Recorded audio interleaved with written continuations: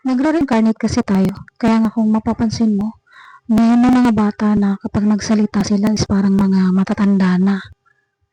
Kasi, normally, yung mga bata na hanggang 7 years old or 8 years old, fresh pa lang sila sa pag-reincarnate dito sa earth. So, fresh pa sa memory nila yung mga experiences nila from past life. So, kasi maaaring ang isang katawan ng bata, ang soul doon is nakapag-reincarnate na siya ng 100 times or 1,000 times. So, napakadami niya ng wisdom na nasa kanyang memory.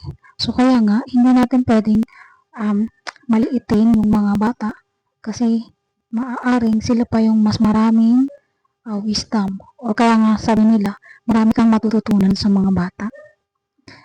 Kaya, siguro mapapansin mo, minsan may mga bata na kung ano-ano yung kinikwento nila, na meron silang mga pinuntahan or meron silang nakakausap na hindi nakikita ng mga karaniwang tao.